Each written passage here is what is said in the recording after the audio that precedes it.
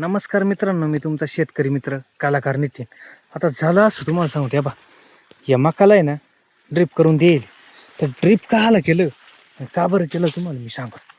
मागच्या वर्षी झालं असं का मी पाणी भरायला आलो का आजूबाजूचे म्हणायचे, ए तुमच्या मकात आहे ना वाघ आहे." काय? वाघ म्हणता म्हणता तुम्हाला सांगतो मकाला शेवटचं पाणीच भेटलं नाही. इथं आलो का ते पिल्लायचा आवाज येतो आणि नेमकं जनेल काय ते काही कळाना. आणि रात्रीचा तर लय आवाज यायचा. असं करता करता मकाला पाणीच नाही भरता आलं. म्हणलं सरळ ड्रीप करून त्यात मोकळं बा, बांधाच्या कडाला पावडं घेऊन बसा.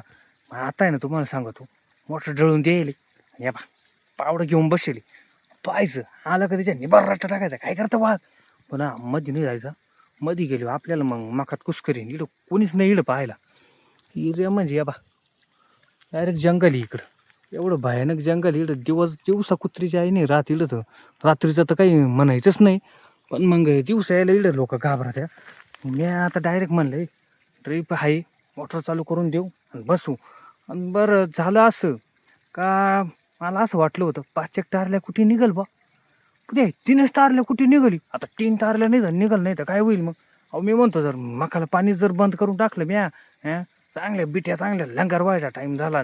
कुठेला चांगल्या चिखऱ्यात यायचा टाईम झाला. मी टाकलं पाणी बंद करून वाघाच्या ढाका बिणं लोक आले सांगायचे वाघ जणील वाघाचा आवाज येतो.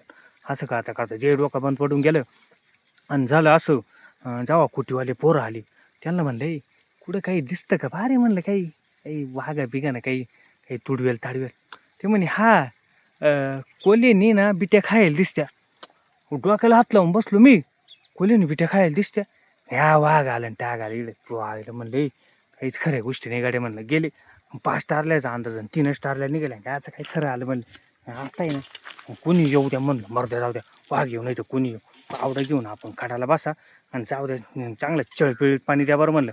कसं काय मकाच्या गबा गब कुठेच्या टारल्या नाही भरती पाहू म्हणलं. मग त्याच्यामुळे ना मी डायरेक्ट मकाला ना ड्रिपच करून देईल.